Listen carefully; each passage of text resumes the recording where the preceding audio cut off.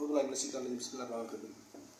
மனிதர் இப்போ வந்து இன்னொரு மனிதர்கிட்ட சொல்கிறாரு, என்கிட்ட ஒரு 5 நிமிஷம் பேசுறதுக்கு டைம் ஒதுக்குங்க அப்படின்னா, சரி அன்னைக்கு முடியலாட்டி என்னைக்காவது ஒரு நாள் பேசணும்.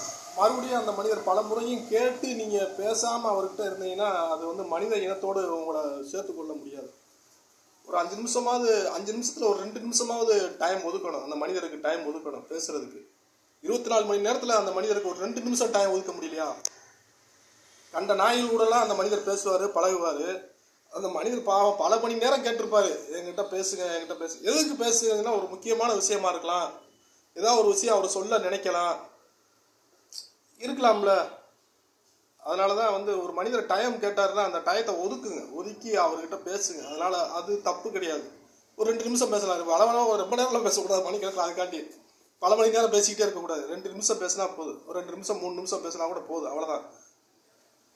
என்னன்னா அதான் இப்போ நம்ம ஒரு ஆளுகிட்ட நம்மக்கிட்ட ஒரு ஆள் வேலை பார்க்குறாருன்னா நம்மளால் கூலி கொடுக்க முடியலன்னா முன்னாடியே சொல்லிடணும், உங்களுக்கு என்னால் கூலிலாம் கொடுக்க முடியாது, என்கிட்ட வேலை பார்க்குறீங்க, நான் சொல்லாமே நீங்கள் வேலை பார்க்குறீங்க, உங்களுக்கு வேலை பார்க்குறது வேலை பார்க்காதது உங்களுடைய விருப்பம், ஆனால் நீங்கள் வேலை பார்த்தா என்னால் கூலி கொடுக்க முடியாது, அது உங்களுடைய சுய விருப்பம், பார்த்துக்கோங்க அப்படின்றணும். ஆரம்பத்திலே சொல்லிடணும்.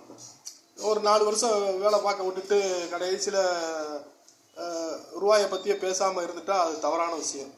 ஒரு மனிதன் இன்னொரு மனிதனிடம் வேலை பார்த்து விட்டால், உழைத்து விட்டால் அந்த மனிதனுடைய நெற்றியில் வியர்வை காய் முன் அவனது கூலியை கொடுத்து விட வேண்டும். இறைவன் சொன்னது திருக்குறான்ல, நான் சொல்லலை. எந்த ஒரு மனிதனுடைய கூலியையும் நிப்பாட்டி வைக்கக்கூடாது. நம்ம கொடுக்கணும்னு நீங்கள் நினச்சிருப்பீங்க, ஆனால் அதை காலந்தாமதம் பண்ணாமல் உடனே கொடுத்துடணும். உங்கள் வேலையெல்லாம் முடிச்சுட்டு உங்கள் இஷ்டத்துக்கு வந்து அந்த பணத்தை கொடுக்கக்கூடாது.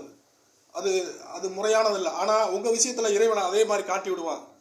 எப்படின்னா, நீங்கள் இன்னொரு ஆளுகிட்ட வேலை பார்த்துருப்பீங்க, வேலை பார்த்த கூலி அது உங்களுக்கு முக்கியமாக இருந்திருக்கும், அந்த பணத்தை வச்சு ஏதாவது பண்ணணும்னு நீங்கள் நினச்சிருப்பீங்க. ஆனால் அந்த மனிதர் உங்களுக்கு கொடுக்க மாட்டார்.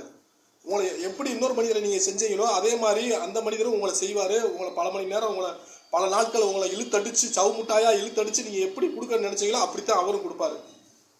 நீங்கள் யாருக்கு என்ன செஞ்சீங்களோ அதே இது திருப்பி உங்களுக்கு வரும். அது கண்டிப்பாக அந்த நாள் மிக விரைவில் நெருங்கி வரும். அது எந்த மாதிரி நேரத்துலலாம் ரொம்ப இக்கட்டான சூழ்நிலையில தான் அது வரும். அதனால் எந்த ஒரு மனிதர்கிட்டையும் தவறான விதமாக தவறான விஷயத்தில் நடந்து கொள்ளாதீங்க. எல்லாம் ஒழுக்கத்துடன் இருக்க முயற்சி செய்யுங்க. முயற்சியாவது